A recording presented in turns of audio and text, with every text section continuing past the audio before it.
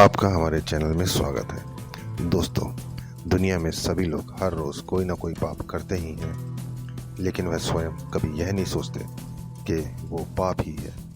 ऐसे में सवाल उठता है कि आखिर इस संसार में सबसे बड़ा पापी कौन है।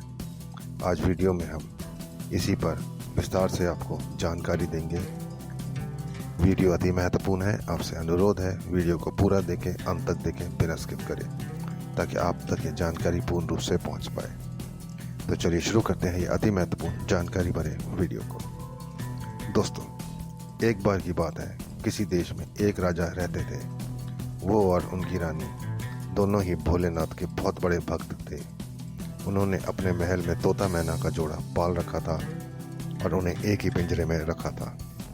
अब यह तो सभी को पता है कि मियाँ बीवी में एक ना एक दिन लड़ाई ज़रूर होती है। तो काफ़ी समय बीत चुका था। एक दिन मैना तोते से कहती है कि मैंने मान लिया कि यह पुरुष बहुत बड़े पापी होते हैं, ये बहुत ही बड़े धोखेबाज होते हैं। मौका मिलने पर यह कुछ भी कर सकते हैं। मैना की बात सुनकर तोता बोला, तू तो रहने ही दे, पुरुष उतने पाप नहीं कर सकता जितने पाप स्त्रियां करती हैं।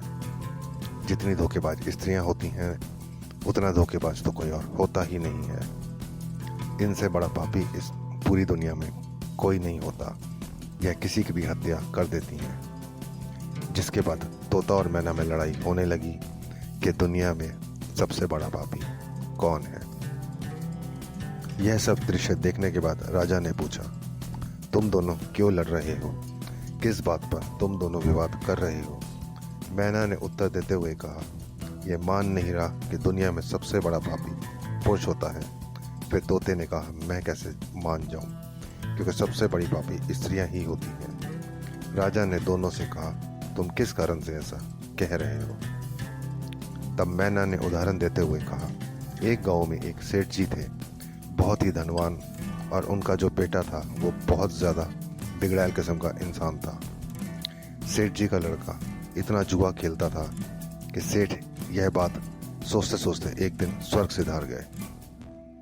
जब पिता जिंदा थे तो वह थोड़ा थोड़ा जुआ खेलता था, लेकिन पिता की मृत्यु के बाद वह मुक्त हो गया और आराम से दिन रात केवल जुआ ही खेलने लगा। जिसका परिणाम यह हुआ, जुआ में सब कुछ हार गया।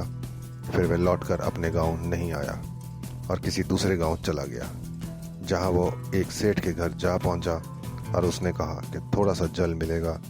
जब सेठ ने उससे पूछा कि तुम कहाँ से आए हो, क्या करते हो, जिसके उत्तर में लड़के ने कहा, मैं व्यापारी हूँ, जंगल जा रहा था, व्यापार करने में मेरा सामान समुद्र में डूब गया, तो आप मेरी कुछ मदद कर देते तो अच्छा होता। सेठ ने लड़के की बात सुनी और फिर उसकी बातों के जाल में फंस गए और कहने लगे कि बेटा, तुम दिखने में ठीक ठाक हो और कमा भी लेते हो, तो क्या मेरी बेटी से शादी करोगे? यह बात सुनकर लड़का खुश हो जाता है और शादी के लिए हामी भर देता है। जिसके बाद दोनों का विवाह हो जाता है और सेठ अपनी बेटी को खूब सारा धन देकर विदा कर देता है। अब इस लड़के को तो केवल धन के लिए विवाह करना ही था, जो वो कर लेता है। विवाह के बाद वो लोग जा रहे होते हैं तो रास्ते में एक जंगल पड़ता है। तब वह लड़का अपनी पत्नी से कहता है कि देखो, हम लोग जंगल से गुजर रहे हैं तो कोई भी चोर तुम्हारे जेवर चुरा सकता है, तो ऐसा करो कि तुम अपने सारे जेवर उतार कर मुझे दे दो। अब उसकी पत्नी ने उस पर भरोसा करके अपने सारे जेवर अपने पति को दे दिए। देती भी कैसे नहीं, क्योंकि वह उसका पति था।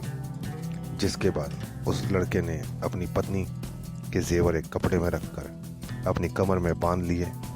फिर वह सभी एक जगह आराम करने के लिए रुके। तब उस लालची लड़के के साथ आई दासी को उसने मार डाला और अपनी पत्नी को कुएं में गिरा दिया कि वह उसमें डूबकर मर जाएगी। वो वहां से चला गया, किंतु उसकी पत्नी मरी नहीं और कुएं से बाहर निकलने के लिए आवाज लगाती रही। कुएं के पास से गुजर रहे आदमी ने उसको देखा। तब उसने किसी महिला की आवाज़ सुनी तो उस व्यक्ति ने उस महिला को कुएं में जैसे तैसे करके बाहर निकाला।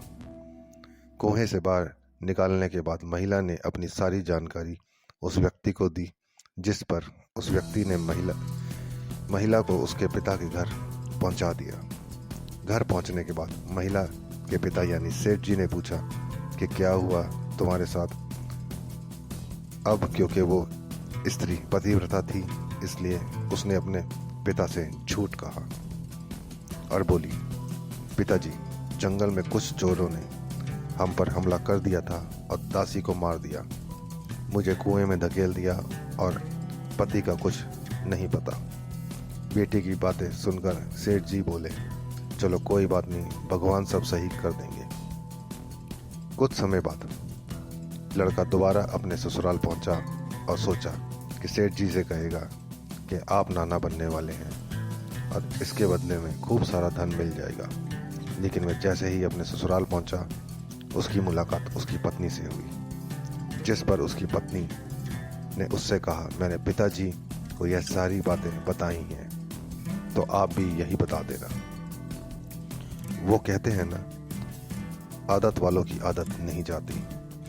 उसने देखा कि उसकी पत्नी ने बहुत सारे जेवर पहन रखे हैं, तो उस लड़के ने पत्नी से कहा, तुम सो जाओ, सुबह मैं तुम्हें अपने साथ लेकर जाऊंगा।